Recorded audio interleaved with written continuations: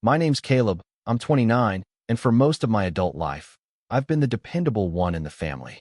Not the loudest, not the favorite, just dependable. I'm the one who remembers birthdays, offers rides to the airport, and bails people out when the rent's late or the car breaks down. I've always tried to be generous, sometimes to a fault. I was raised to believe that family sticks together, that we support each other through thick and thin. I held on to that belief way longer than I probably should have. And to be honest, I think they knew it. They counted on it. I come from a big, messy, opinionated family. 3 sisters, 2 brothers, 2 divorces, and 1 matriarch, my mom, who still tries to play peacekeeper despite being the root of a lot of the chaos herself. Our group chats are always active, filled with the usual stuff: someone's new job, someone else's new baby, petty arguments about who forgot to call who back. I usually stay out of the drama unless it directly affects me. That changed recently. And when it did, it wasn't loud at first, it was subtle. A sentence, a tone, a pause on the phone that lasted a beat too long. You know those moments where you don't realize until later that something shifted? Yeah, this story starts with one of those. It began in mid-May. My fiancée, Leah, and I had been together for 4 years. We got engaged last fall. Just us, no big announcement, no dramatic photo shoot, just a walk through a park and a quiet yes. We were planning a small wedding for the following spring, but honestly, the whole planning part had taken a back seat to life lately. Work was intense for both of us. I'm in logistics, she's in early childhood education, and we'd both been counting the days until our upcoming family vacation. A whole week off the grid at a rented beach house on the North Carolina coast. 7 days of sunshine, sand, and supposedly, no stress. I say supposedly, because things unraveled long before we even packed our bags. The trip had been my idea originally. I floated it in the family chat back in February, half expecting it to fizzle out like most of our big group plans. But surprisingly, everyone was in. My mom was thrilled, my siblings were all excited, and within a week, I'd volunteered to coordinate the logistics. That meant finding the house, managing the booking, and, because I had the highest credit limit, paying the initial deposit. No one asked me to. I just did it, because again, I'm the dependable one. I picked a gorgeous house, beachfront, 5 bedrooms, big kitchen, outdoor grill, the works. And I made it very clear from the start that Leah would be coming with me.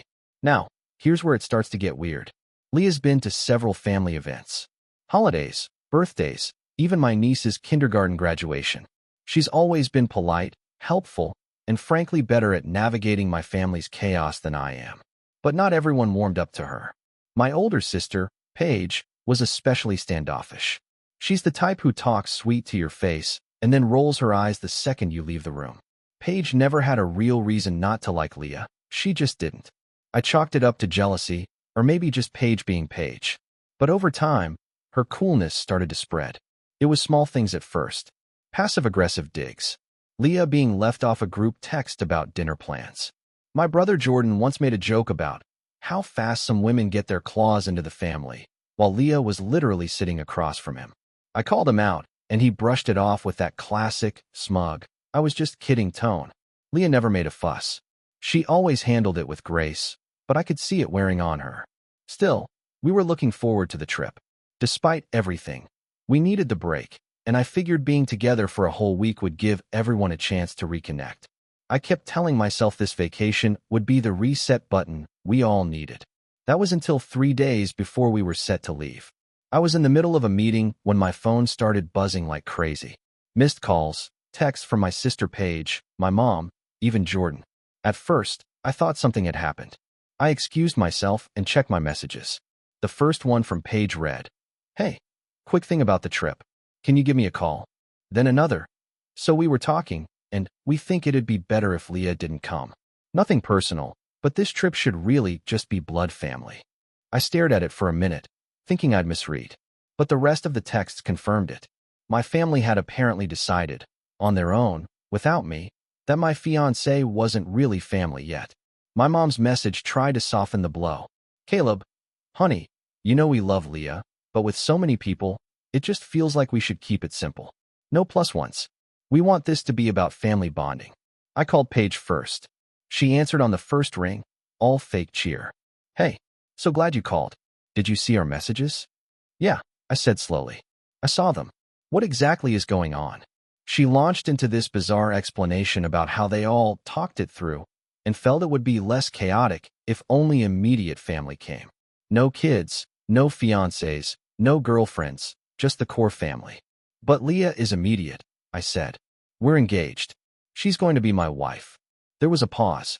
Then Paige said, yeah, but she's not technically yet. You know what I mean. It's not personal. That phrase again. Not personal. Except of course it was. I hung up shortly after, not trusting myself to keep the anger out of my voice. Leah was sitting on the couch when I came out of the room. She looked up at me, already knowing something was wrong. They don't want me there, she said quietly. I nodded. They said they wanted to be just blood family. She didn't say anything for a long moment. Then she smiled, but it didn't reach her eyes. Okay, I won't go. I sat beside her, heart pounding, stomach sinking. I hated how calm she was, how quickly she accepted it. That was the part that hurt the most, how used to this kind of thing she was. That night, I didn't sleep much. I kept going over everything in my head. The months of planning, the money I'd already put down, the fact that not once, had anyone brought this up before now. They waited until the last second, and they assumed I'd just roll with it, that I'd go along with their decision, like always. But they'd miscalculated, because what they didn't realize was that the beach house was booked in my name. The deposit? Paid with my card. The balance? Not due until check-in. They thought they could cut Leah out and still enjoy the vacation I made possible. And that, more than anything, lit a fire in me. I wasn't going to yell. I wasn't going to argue. I was going to pull the rug out from under them in the calmest, most surgical way possible. And it started with one simple message the next morning. Just 2 sentences, sent to the family group chat. Understood about Leah. No problem. I'll respect your wishes. But I won't be bringing my wallet either. Then I turned off my phone and waited. I woke up the next morning to 27 missed messages. I didn't check them right away. Instead, I made breakfast with Leah like it was any other weekend. She was unusually quiet, but not distant, just thoughtful, maybe trying to read my mood before asking anything. She knew I wasn't the type to act impulsively. She also knew that when I said I wasn't bringing my wallet, I wasn't bluffing. We sat down with our coffee, eggs, and toast, and I finally unlocked my phone. My notifications lit up like a Christmas tree. It was a progression. At first, the messages were full of confusion. Wait, what do you mean? Caleb? What wallet? Then it quickly spiraled into a digital meltdown. Are you seriously canceling on us because of this? Don't be dramatic. We're literally asking for one thing. We've already packed. And from Jordan, dude, you can't screw us over like this. Paige, as expected, leaned fully into martyr mode. I was just trying to keep the trip simple and stress-free. I didn't mean for any of this to get blown out of proportion. If Leah staying behind is that big of a deal, just say so. I thought we were on the same page. Right. Because nothing says on the same page, like blindsiding me 3 days before the trip with a thinly veiled, your fiancé doesn't count message. But the one that hit me hardest came from my mom. I love you, Caleb, but you're being unfair. We didn't exclude Leah because we don't love her. We just wanted this vacation to be about us. You've always been so level-headed. Don't let her create a wedge between you and your family. Leah, who had been sipping her coffee beside me in silence, noticed my expression tighten. Let me guess, she said softly. I'm the problem now. I handed her the phone without a word. She scrolled through the messages. I watched her face. She didn't cry, didn't say anything, just nodded to herself like she'd finally received confirmation of something she already suspected. I don't want you to cancel your trip, she said. It's not worth the drama. I reached for her hand across the table. Leah, they don't get to treat you like this. Not anymore. Not while expecting me to foot the bill. She stared down at her plate. It just sucks. I thought things were getting better. Yeah, so did I. But the messages kept coming, and they weren't getting any kinder. The tone shifted fast. First it was confusion, then guilt-tripping, then anger. You're being manipulative. You always act like you're better than the rest of us. You think money gives you power, but it doesn't buy you family, Caleb. That last one was from Jordan. I had to laugh at that. Jordan, who still owed me close to $4,000 from a loan 3 years ago that he'd conveniently forgotten, was lecturing me about what money could and couldn't buy. I didn't reply, not to any of them.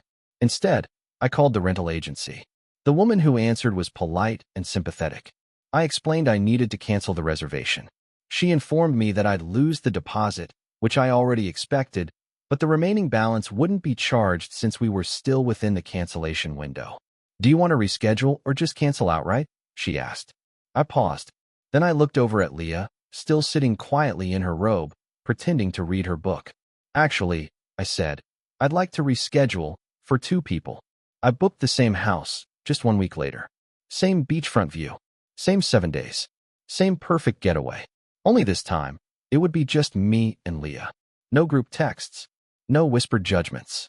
No Paige rolling her eyes. No Jordan asking if I could cover the groceries and he'd Venmo me later. No one leaving Leah out of dinner plans or mocking her job or pretending her chair wasn't empty at the table. Just us. I waited a full day before telling the family. I did it with 1 screenshot. The new reservation confirmation. Date changed. Occupancy changed. Names changed. The group chat went dead for 4 hours. Then Paige broke the silence. So we're not going? Did you really cancel the whole thing because of Leah? You could have just talked to us. This was childish. I didn't respond. Not yet. Instead, I forwarded them the cancellation notice. No message. No explanation. Just the cold, impersonal confirmation email that spelled out, in bold black letters, reservation has been canceled per guest request. It was a few minutes later that my mom called. I ignored it. She tried again. Then she left a voicemail. Caleb, sweetheart, I know you're upset. I just wish you'd come to me first before doing something so final. This trip was supposed to be for all of us. Can't we just fix this? I saved the voicemail. I don't know why. Maybe because I could hear it, the subtle shift in her voice. The realization. The fear behind the softness. They knew now. Knew that this wasn't just about Leah. It was about every single time they took me for granted and assumed I'd just go along. Smile through it. Pay for it. Swallow it. But this wasn't the end of it. 2 days before the original trip date, I got an email from my brother Jordan with the subject line, "Can you just listen?" I opened it, half expecting more guilt tripping. But it wasn't that. It was worse. Jordan had gone behind my back, contacted the rental agency himself, tried to convince them that he was the organizer and that there had been a mix-up with the reservation, claimed the deposit was accidentally put on my card and that the booking should be transferred to him. He even offered to pay again in full just to secure the dates. But the agency declined, politely but firmly. They informed him that unless his name was on the reservation, it wasn't, or he had written permission from the cardholder, he didn't. They couldn't legally transfer anything. He attached the agency's reply to his email, then added this. "Come on, man. Don't let your pride ruin this. We already told everyone we were going. People book time off. Kids are excited. Don't punish everyone over a misunderstanding." A misunderstanding. That's what they were calling it now. After telling my fiancée she wasn't welcome. After telling me she wasn't really family. After waiting until the last possible moment, assuming I'd be too spineless to say no. Leah and I were watching a movie when I read that email. She leaned her head on my shoulder, unaware of what I was reading. I didn't say anything about it. Not yet. The next day, my phone rang again. It was Paige. I answered. She didn't say hello, just launched into it. "I don't understand what you're trying to prove." "Excuse me," I said. "All of this. Canceling the trip. Ignoring everyone. Acting like you're some kind of victim. It's exhausting." I let the silence hang in the air. She continued. "I'm just saying. If Leah is that sensitive, maybe it's a sign." I nearly dropped the phone. "Say that again," I said. "You heard me." Paige snapped. "We didn't say she couldn't ever come. We just thought this trip would be better if it was just us. That's not some horrible crime. You told my fiancée she wasn't family. 3 days before the trip. After I paid for everything. Well, maybe next time you should make it clear that everything's contingent on bringing your +1, she said, her voice cold. Otherwise, don't be surprised when people start acting like it's still our family vacation. Something inside me snapped. Not loudly, not dramatically, just a quiet, internal crack. The kind that happens when years of small slights and forced tolerance finally hit their limit. "Don't worry," I said, my voice low. "There won't be a next time." Then I hung up. I sat there for a long time, staring at the wall, thinking about every birthday where I'd overpaid so no one else had to. Every group dinner where I picked up the check because no one else reached for their wallet. Every phone call where I played therapist while they vented about their latest drama, then hung up without asking about my life. And Leah? Always the outsider. Always walking on eggshells. No more. And just when I thought the silence would hold, just when I thought maybe, just maybe, they'd back off and let it go, I got another message. From Jordan. But this time, it wasn't just a message.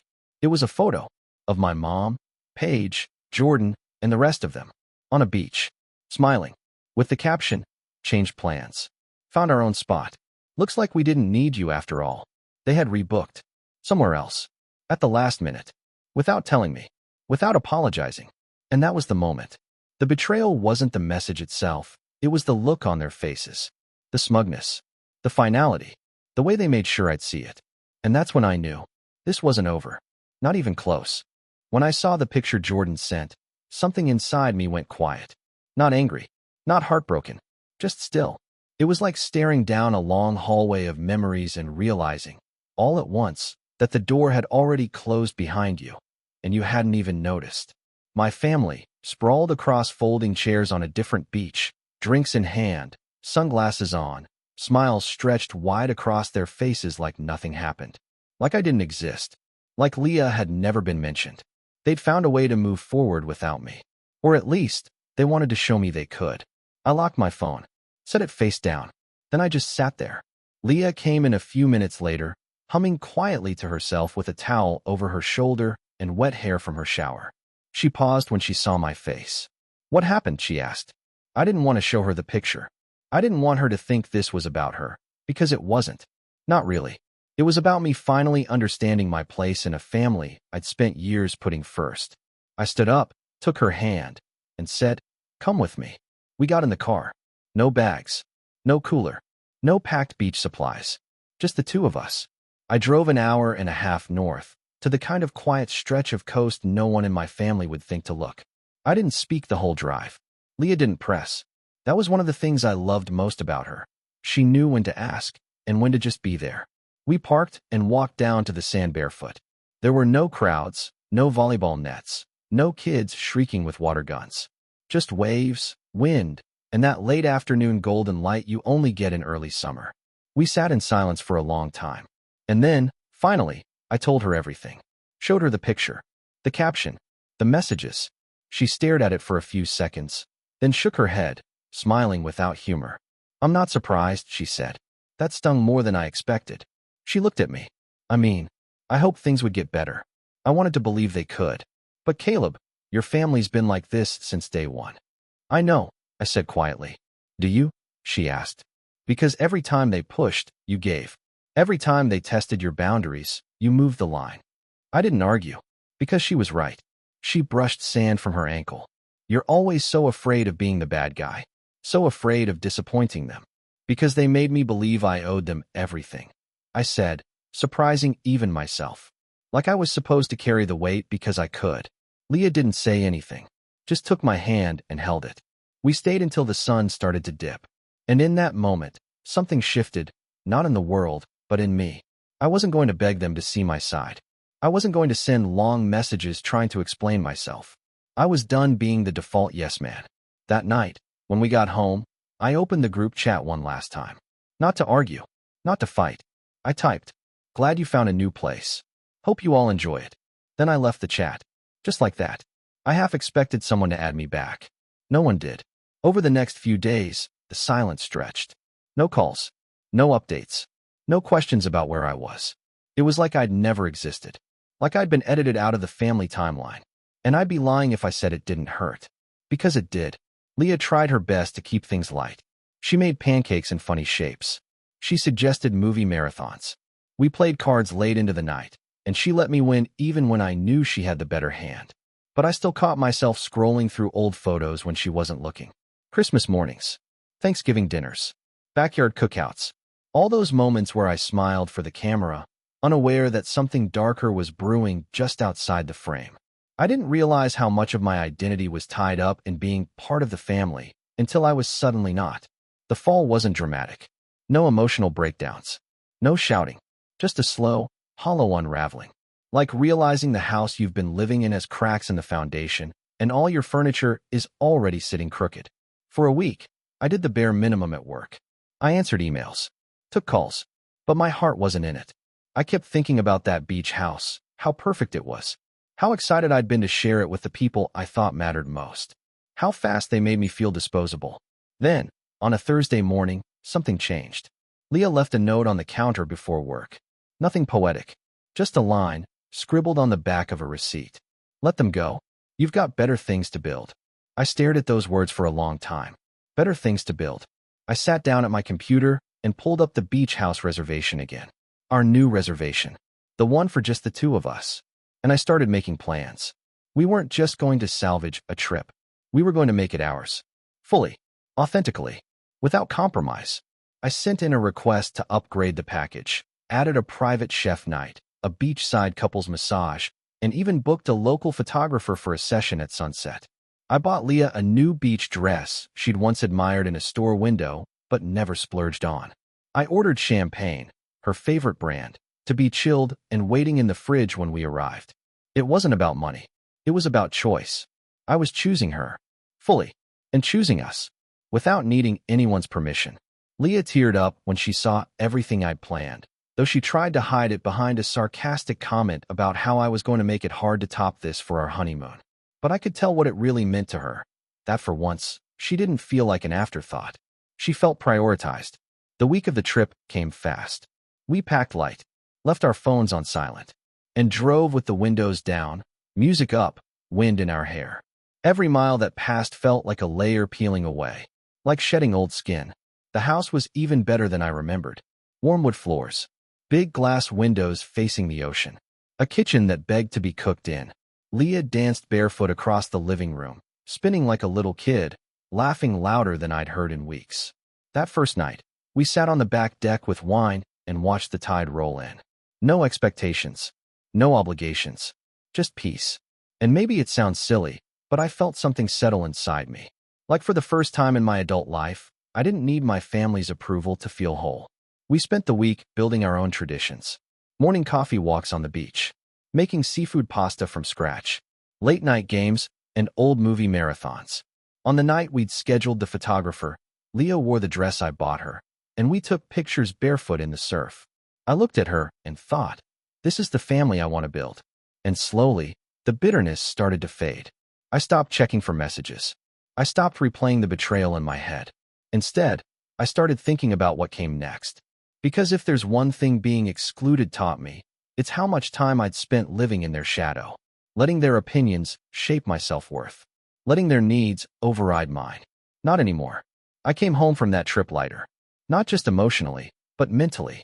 I started going to the gym again, eating better. I even dusted off a side business idea I'd abandoned a year ago and started sketching it out in earnest. Leah noticed the change. You're different, she said one morning over breakfast. How so? You stand straighter. You laugh more. You don't flinch every time your phone buzzes. I smiled. That's because I turned off notifications. But I knew what she meant. I wasn't waiting for approval anymore. I wasn't chasing peace from people who never wanted me to have it. I was creating it on my own. A few weeks later, I bumped into an old friend of mine from high school, Ben. We grabbed lunch, caught up, and talked business. He mentioned he was expanding his operations and looking for a partner who knew logistics. The kind of offer I might have turned down 6 months ago because I didn't want to rock the boat or take on too much. But now, I said yes. We shook hands. And just like that, something new began. Not in spite of what happened, but because of it. And while the wounds were still there, quiet, healing, I could finally look ahead without bitterness. But just as I started to truly move forward, to rebuild my sense of self without them, they came back. Not all at once. Not with apologies. But with something else entirely. A request. And with it, a threat. It started with a knock. Not a metaphorical one. A real, physical knock at our door. Sharp. Rapid. The kind that's too purposeful to be friendly. Leah and I were in the middle of hanging new shelves in the living room. I'd just gotten off a late afternoon Zoom call with Ben about our new logistics platform. Business was picking up faster than I anticipated. We'd secured 2 new contracts that week alone, and Leah was already looking at office spaces I could eventually lease. The house smelled like fresh wood and takeout. The mood was light. Until that knock. I wiped my hands on a towel and opened the door. My mother stood on the porch, wearing a long beige cardigan like it was armor, clutching her purse with both hands like it might float away. Her eyes darted behind me, clearly checking if Leah was visible. "Hi," she said, all breezy and breathless like this was a surprise encounter instead of an ambush. I didn't step aside. "Hi." She smiled, that tight, rehearsed kind of smile that never quite reaches the eyes. "Can I come in?" I hesitated for a second, not because I was unsure, but because I wanted her to feel that hesitation. Then I stepped aside without a word. Leah looked up from the shelf she was adjusting, froze, then quietly excused herself to the kitchen. I appreciated that. She trusted me to handle it. Mom and I sat. There was a silence, so heavy it felt like it had physical weight. She cleared her throat. "You look good. Healthy. I saw that photo of you two on the beach." "You saw that?" I interrupted. She nodded. "Jordan forwarded it." I nodded slowly. "Of course he did." Another silence. "I'm not here to rehash everything," she said. "But something came up, and I thought you should hear it from me." I waited. She reached into her bag and pulled out a crisp folder. Not dramatic, not a thick stack, just a few printed documents. "The house," she said. "Grandma's beach house." I blinked. "What about it?" "She passed last month." I stared at her. "She passed, and no one told me?" "She didn't want a funeral," Mom said quickly. "You know how she was. She wanted it quiet. No fuss. We respected her wishes." The word hit wrong. Like I was already excluded from the list. I didn't speak. I just waited for her to continue. "She left the house to the family. There's no official will. We think she never updated it, but the paperwork's a bit messy. The deed's still in her name. But we found a letter. Written a few years ago." I raised an eyebrow. "A letter?" She nodded. "Addressed to you." I reached for it, but she held it back. "There's a lot riding on how this plays out," she said, and suddenly the rehearsed calm started to crack. "The property taxes are overdue. It needs work. The rest of us have been talking, and we think the best move is to sell it. And we need your help." There it was. The turn. The reason she was on my doorstep. "We need someone to file a petition to transfer the deed. Since Grandma mentioned you in the letter, you'd have a claim. You're good with paperwork. Good with, logistics." I leaned back in my chair. Let the words wash over me. She didn't say we're sorry. She didn't say you deserved better. She said we need your help. "Who else has seen the letter?" I asked. She hesitated. "Just Paige. And Jordan. Of course." "And this letter," I said slowly. "Does it say the house is mine?" Her silence was all the answer I needed. She placed the envelope on the coffee table like it was radioactive and slowly pushed it toward me. I opened it. Inside was a handwritten note from Grandma, dated 2 years ago. "Caleb, I know your mother won't like this, but you're the only one I trust. The beach house should go to someone who'll actually appreciate it. Someone who doesn't see it as a quick sale and a paycheck. I wanted you to have it. If I forget to make it official, I hope this is enough. Love you always. Grandma." I read it twice. 3 times. The paper was yellowing, the ink slightly faded, but it was her handwriting. No doubt about it. When I looked up, my mom was watching me carefully, gauging. "So let me get this straight," I said. "You want me to use this letter to transfer the deed, so you all can sell the house?" She nodded. "We'd split it, of course. Equally, even though she left it to me." She was old, she said. She probably didn't realize what she was saying. I almost laughed. "She called the rest of you out by name in the letter." Mom flinched at that. "She didn't mean." "She did," I cut in. "And you know it." I sat back and took a deep breath. And in that moment, something clicked. This was the leverage I didn't know I needed. Because here was the truth. Grandma's beach house wasn't some crumbling shack. It was in a prime location, coastal Carolina, walking distance from high-end developments, with a private dock. I'd helped her maintain it 2 summers ago when she got sick. I knew what it was worth. I also knew what they didn't. Because while they were chasing quick cash, I was sitting on a letter worth 6 figures. Possibly 7. I looked at my mother. "I'll think about it," I said. She smiled, relieved. "That's all I ask." She stood to leave. I waited until she was at the door. "Hey, Mom." She turned. "If you wanted me to help, you could have called weeks ago, instead of letting them cut me out." The smile faltered. I didn't know what to say. "You didn't have to say anything," I said. "You just had to not stay silent." She left, and I locked the door behind her. That night, Leah and I sat at the kitchen table, the letter between us. "You're not going to give it to them, right?" she asked, voice low. I shook my head. "No." She exhaled. "Good. But I'm not going to keep it either. Not yet. She looked confused. I'm going to use it. Over the next week, I started laying the groundwork. Quietly, methodically. I called Ben and told him I needed a few days off.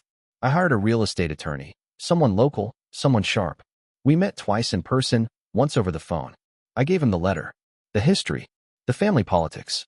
He listened, took notes, and told me something that changed the game. Technically, without a will, it would have gone to her children. But if she left written intent and you're willing to challenge it, there's a strong case. Especially if the rest of the family wasn't involved in upkeep. They weren't. Not once. I'll file the petition, he said. We'll let the court decide. But I wasn't stopping there. I started calling contractors, inspectors, surveyors. Not to sell, to restore. The house was old, yes, but it had bones. Good ones. A deep foundation. Real potential. And suddenly, I saw something else. A long game. While they squabbled over how to split a fictional sale price, I'd be renovating. While they played tug-of-war over a property they didn't legally own, I'd be building equity. And when the dust settled, I'd hold the keys. And something far more valuable. Legacy. 2 weeks later, Jordan called. I let it go to voicemail. His voice was tense. Hey, so? Mom said you might be helping with the house stuff? That's great, man. Really. Listen, we've been doing some research and the place might be worth more than we thought. Like, a lot more. So if you could, push that paperwork through fast. We'll cut you a bigger slice. I played the message for Leah. She rolled her eyes. A slice. The next day, I got a message from Paige. Caleb, I've been thinking a lot about everything. I just want to say I'm sorry if I was out of line about the vacation stuff. Leah's great. You're great. Let's move forward. It was like watching rats smell smoke before a fire. But I wasn't ready yet. Not until the final piece was in place. I made one more call to the town's zoning board. Asked about short-term rental permits. Turns out, the area had just lifted restrictions. The beach house could legally operate as a vacation rental. The kind that makes a lot more money than a one-time sale. That night, I sat at the kitchen table with a blank sheet of paper and wrote out my plan, step by step. Finalize legal claim to the house. Begin renovation. Update the plumbing, kitchen, and siding. Apply for rental license. Turn the house into a luxury short-term rental, year-round income. Invite no one. I didn't want to humiliate them. I wanted them to watch. To see what they threw away. To feel the absence. And just when they'd finally convinced themselves I was gone for good, they'd hear my name again. But not as a brother. Not as a son. As the owner. It took 5 months. 5 months of paperwork, planning, calls, late-night number crunching, early morning contractor visits, and endless patience. But the beach house, my beach house, came back to life. We started with the bones. Reinforced the deck, fixed the roof, replaced the rotting dock planks. Then the interior. Leah had an eye for design, and I let her run wild. Every room was repainted with warm coastal tones. We knocked down a wall to open the kitchen. Added new fixtures, modern appliances, luxury linens, smart locks, cameras, even a welcome basket concept for future guests. We took out the stained carpets and revealed the beautiful original hardwood underneath. I hired a local photographer to capture everything once the renovations were done. The before and after images were so stark it was hard to believe they were of the same property. When the photos went live on the site we listed it on, we booked our first weekend within 48 hours. By month 6, we were booked solid for the next 3. But here's the thing, they still didn't know. The court had ruled in my favor quietly, decisively. The letter had been enough, combined with testimony from Grandma's old neighbors who remembered me as the only one who visited her in those last 2 years. My siblings didn't contest it. They didn't even show up. I'm guessing they assumed I'd cave and split it once it was legally mine. But I didn't. I had my attorney notify them with a single, cold, formal letter. The property now legally belongs to Caleb. All prior claims are null. Do not trespass. They didn't reply. For a while, it was quiet. Peaceful. Leah and I visited the house once every few weeks, just to make sure everything was running smoothly. Sometimes we stayed for a night ourselves between bookings. Each time, it felt more like a retreat we had earned, not inherited, but built.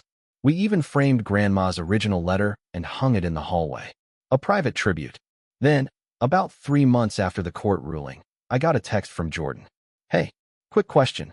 Is there any way we could stay at the house for a weekend in August? Just us and the kids. We'd pay, obviously. Paige and Mom were thinking it'd be nice to go back, like old times. I stared at the message for a full minute. I almost ignored it. Almost. But then, I remembered the picture. Looks like we didn't need you after all. So I opened the calendar, saw that weekend was still open, and replied, "Of course. You can book it like anyone else. Here's the link, rental listing link." 5 minutes later, I got a reply. "Wait, this is you." I didn't answer. Another message followed. "You're seriously running it as a rental? And not even a family discount?" Then another. "So you're profiting off it now? That's what Grandma would have wanted." I finally replied, "Yes. She would have wanted someone who cared to take care of it." "I did. You didn't." That shut him up for a while. But the next message wasn't from Jordan. It was from Mom. She wrote, "I'm disappointed, Caleb. You know your siblings made mistakes, but punishing everyone like this? Over a vacation? Over a misunderstanding?" I took a deep breath and typed slowly. It wasn't about a vacation. It was about years of being treated like I didn't matter. Like Leah didn't matter. Like I was only useful when I was paying or fixing things. This house. It's not punishment. It's proof. Proof that I can build something without needing any of you. She left it on read. I thought that would be the end of it. But Paige, being Paige, couldn't resist. 2 weeks later, she booked a weekend using a fake name. I didn't catch it right away. But when the confirmation came through, something felt off. The name was odd, and the payment method was tied to a burner account. Leah and I double-checked and pulled up the phone number linked to the reservation. It was hers. She tried to sneak in. So I canceled the reservation. No refund. Sent her a short message. "Next time you try to lie your way into my house, try using a name that isn't tied to your high school email account." She didn't reply. Instead, she posted on Facebook a long, ranting status about greedy relatives who betray the family over property and value money over blood. She didn't name me directly, but the subtext was obvious. I had mutual friends messaging me, asking if I was okay. I said I was better than okay. I was free. Because here's what no one tells you about cutting off toxic family. The peace you gain is worth every ounce of guilt they try to sling at you. And it didn't stop with the beach house. The logistics business I co-founded with Ben, it exploded. We landed a 6-figure contract with a regional distribution network, and I was able to hire a full-time team within 8 months. I gave Leah a ring that made her cry all over again, this time out of joy. We got married at the beach house. Just a small ceremony. 20 guests. No family from my side. Just the people who actually loved us. Who showed up. Who chose us. We said our vows with the ocean behind us, Grandma's letter framed near the altar. Afterward, Leah leaned in and whispered, she'd be proud. I looked at the house, glowing in the sunset, filled with laughter and music and love. She'd be relieved, I said. A month later, Jordan tried one last time. Called me drunk. Said he was in town and thought he'd stop by the house. Just to see it. I told him if he showed up, the cameras would catch him, and the police would be called for trespassing. He hung up. I haven't heard from him since. Haven't heard from any of them, really. Every so often, someone from the extended family reaches out, tries to play mediator, says things like, life's too short, or you should forgive and forget. And I always answer the same way. I did forgive. I just didn't forget. That's why they're not welcome. The house is booked 6 months out now. We added a small plaque above the entryway that reads, built from ashes, kept with fire. Guests always ask what it means. I just smile and say, it's a long story, but it always ends the same, with a locked door. And me, on the other side of it, smiling, because I am no longer their wallet. I am no longer their fallback plan. I am no longer their brother, or their son, or their scapegoat. I am the owner. And they are just people who used to know me. They tried to take my family from me, so I built one without them, brick by brick, and locked the door behind me.